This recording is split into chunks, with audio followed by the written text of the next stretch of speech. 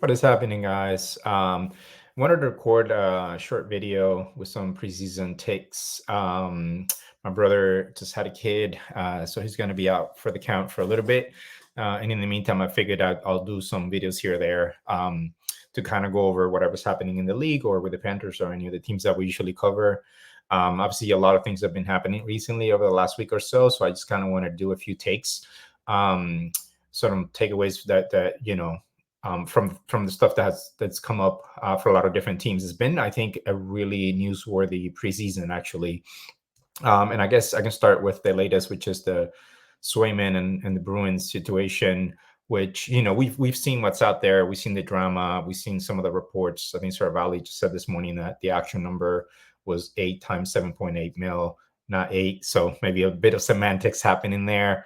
I think both sides at this point, I think, are kind of wrong. I think it's gotten a bit out of hand, in my opinion. I think Louis Gross and Swayman are maybe asking for more than he's worth right now.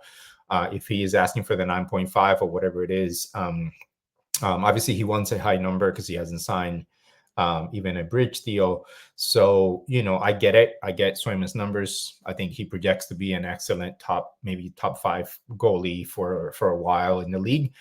But when you look at the comparables, you look where he's at, you look what he's done. I think asking for close to 10 or in the nines at this point might be a little bit too high. And I also get it from the Bruins perspective. You don't want to put so much money into a goalie without having him start over 50 games in a season. So anyway, I think both sides have their reasons, and I totally get it, and I think that's normal.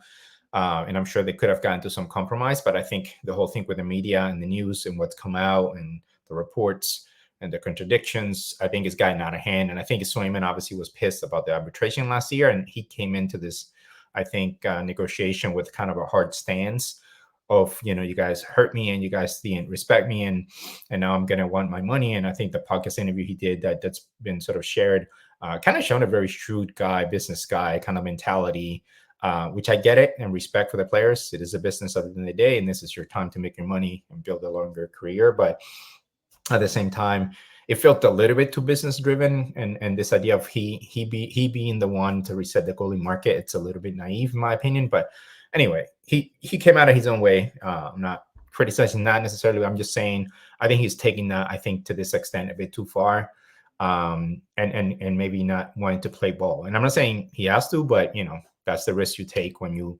make it this hard. On the Bruins side, I think it's been completely mishandled in my opinion. I think Cam Neely, what he did yesterday was a huge mistake. Throwing around the 64 mil thing, and then interrupting and saying that he was surprised, the Swayman or whatever hasn't signed yet. When Sweeney was saying that he wasn't and that he respects the player's process. I don't think it helps. I don't think it helps anybody. There are also reports that the owner was pissed about Swayman saying that he wanted to reset the market, and maybe some of that's coming from there.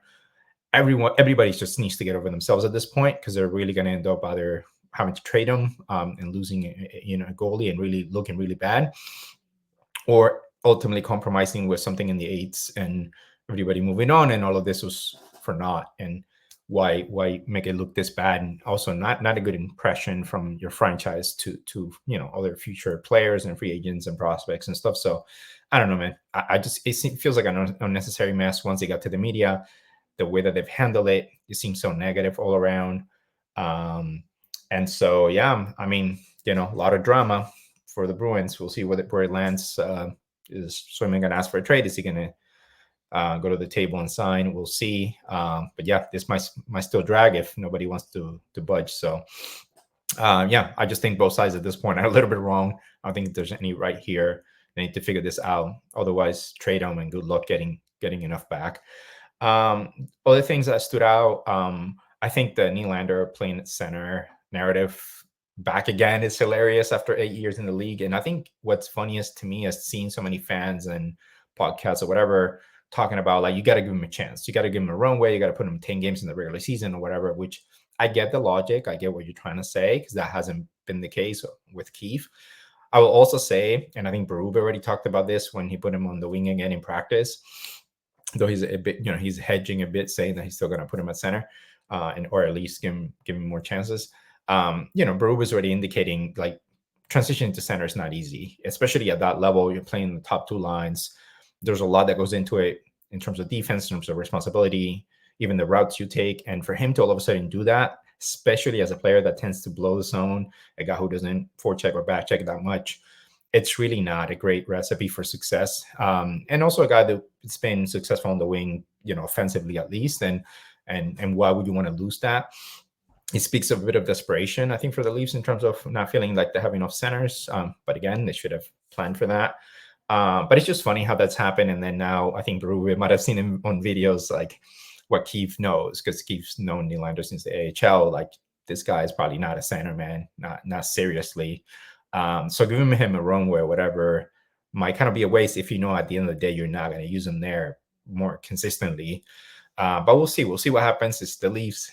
There's always news, always drama. Who knows? It's just hilarious that the narrative's like Berube finally is going to give him a chance, and all of a sudden, the next practice, he's like, yeah, back on the wing, don't be at center. And it's just funny, man. It's just the Leafs are just kind of a comedy of errors, and every narrative gets blown out, and then everything gets kind of undone because, of course, you're blowing everything out of proportion, every little move, every little thing. So the Robertson thing, it's hilarious of Robertson scoring now, and now it's like, well, you can't really trade him. Do you keep him? Pass already slow. Who do you play? And it's like, I don't even know what the answer is. I don't think either option's great long term for the playoffs. But anyway, it's the Leafs again, so it's just fun television basically to follow from the outside. I mean, I don't have much to say about the Panthers other than, like, there's some injuries and stuff that's made the preseason a little bit unfortunate in terms of seeing some of the kids. I wanted to see Mikey Samuskevich. I wanted to see Sordev try it out on the third line. And that hasn't been the case because they've both been injured. Nosek also went down, at fourth line center. But Patrick Giles have come out of nowhere, an AHLer from the last couple of years, who's really shown a lot of growth, and that he might be able to play that fourth line center until Nosek's back. So kind of a nice surprise. And the Boqvist brothers have really shown out. Jesper Boqvist scoring a lot and playing two ways and killing penalties. And then Adam Boqvist looks like Marie's already confirmed he's going to run the power play to start the season, and the guys have liked them there. So anyway, it's been kind of cool to see. But yeah, some of the injury stuff, and kind of hope the kids can get back in, because I think the Panthers do need a injection of offense and skill, and I think some of these younger prospects actually can bring some of that.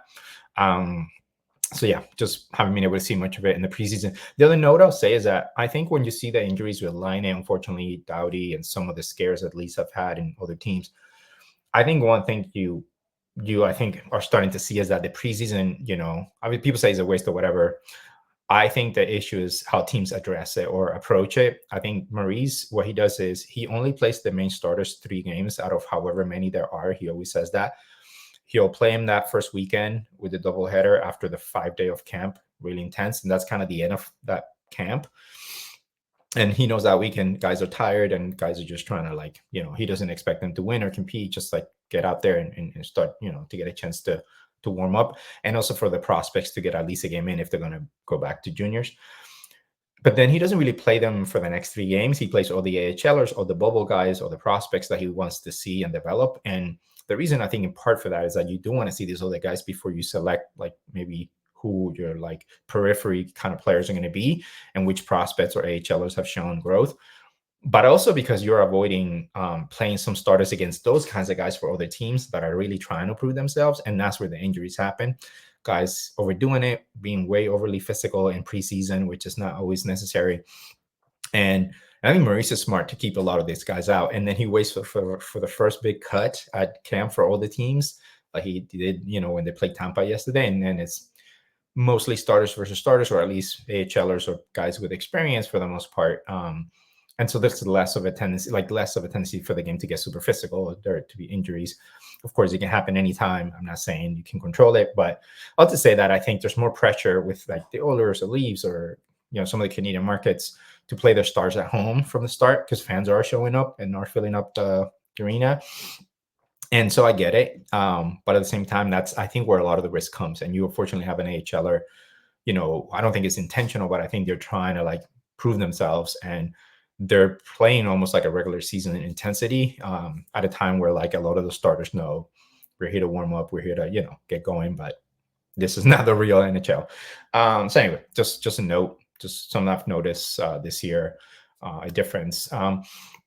In terms of the Oilers, I wanted to sort of mention this. I know that Tyler from the Oilers Nation podcast has talked about Ty Emberson, kind of selling everybody on Ty Emberson since he got traded for CZ, and showing his numbers, analytics, and how he projects. He keeps saying he's going to be better than CZ and all that. I've watched some of the Oilers games where he's played, and the dude looks kind of all over the place to me. Kind of a bit of a turnover machine. He does block shots. He's more of a defensive guy. He's not very big. But he's not afraid of physicality. But what I've seen, it's not impressive to me, to be honest. I feel like he is turning over the puck quite a bit. He's a little bit all over the place on the ice, and I've seen his ice time even yesterday's in yesterday's games where they didn't play a lot of the top starters for the defense, the Oilers. He got like some of the fewest minutes. I don't know if that means that he's going to play again or if they just are seeing him as a bottom pair guy. Which I guess that's going to be where he starts. But anyway, just a note that this is what the same thing that happened with the Leafs. Like you get a new name and you make that trade, all of a sudden you're saying he's going to be better than CC. Listen, CC was a plus player for the Oilers for 3 years, playing 20 minutes a night, play 18 minutes in the playoffs. He did some ski scoring. He should never be a top 4 defenseman at this point. Like he's a bottom pair guy, but in that role, he's incredibly good and serviceable, and he was a good contributor. I think he always gets a bad rap because everybody thinks of him as like, he wasn't even making that much money. And, people think of him as like this middle pair guy or maybe even top pair guy, which is not. But to live up to that, it's not that easy for a guy like Emerson who only has 30 NHL games and had one great NHL season, but was not that impressive in college. So I'm just saying, like, pump the brakes. Don't oversell your fan base on guys until you actually get to see them out there. But anyway, just being funny because from everything I heard, I hadn't seen him play. I figured this guy was going to be, was saying he projects to be like a $5 million player. He's going to be better than CC. And then I watch him and I'm like, it just looks like a AHL trying to make a team, but whatever. Just kind of funny again, how people hype up some of these people, some of these players. And yeah, I think those are all the notes I have for the preseason so far. I know there are a lot of other stuff that happened. I've noticed the way that the Islanders have managed their ice time has been funny, like really prioritizing the starters because they don't seem to have a lot of prospects. The last thing I'll say is the Senators, even though they lost to the Penguins or whatever, I have to say, I've liked what I've seen from the Senators style-wise in terms of their system, in terms of their forechecking, their consistency. They still need to clean up the defense. I don't think they've played like a fully starter sort of lineup. But I like the moves, man. I like the veterans that they brought in, like Amadio, Cousins, and Perron, and now Giroux was there, and then they have the young guys continuing to take a step. It seems like they're more committed with Travis Green to defend. Allmark really good in the one game I watched. I think they're poised. Jensen is a good addition since they lost Chikrin, and so I think I just think that the Sens might actually be poised if they can play more mature hockey, is what I would call it. I think that they play very mature hockey. They're very physical. They got skill, but they don't defend. They're all over the place. They couldn't hold on to leads and stuff like that. And I think that really burned them. And then obviously the goalies weren't great, but part of it I think was the defense. I think if they can play more responsibly and mature over time, even the game against the Penguins that they lost, I saw them sort of learning from that game, and I saw them it's a good lesson that even if you have a great period, you got to sustain it against an experienced team. But I am seeing flashes of less chaos from them and less all over the place, and more sort of a bit more structure, a bit more intensity on defense. I've noticed it did fade again in the last game a little bit, but that's the challenge to the young guys. Do the stuff that's not fun. If you're winning 3-1 or whatever, you now have for the rest of the game to also defend, even if your instinct is to want to just go and have fun. But anyway, I am seeing signs that this could be a bubble team, that this could be a wild card. I'm a fan of their style. I'm rooting for Brady Tkachuk as a Matthew Tkachuk fan, and and when the Sens and the Panthers play, there's always fireworks. But yeah, I respect their style, so I'm hoping that they do take a step out of all those bubble teams, Buffalo, Montreal, and those teams. I've actually liked the Sens a lot. I kind of seen the same from Montreal. I haven't watched Buffalo yet, but I think with the Sens, they're going to be a hard out in the playoffs if they ever make it because of their style. So, and Olmark is legit. So, all right, guys, just some quick hits. Let me know your thoughts, your comments. What are you thinking? Have you seen anything in the preseason? Anything I didn't mention? Help support the channel. We'll continue to do reactions and videos once the season gets going next week. Really exciting. But yeah, give us a like, subscribe. We're also on Instagram. If you look for Florida Hockey Bros, we're trying to grow the followers there. But yeah, thank you so much. Peace.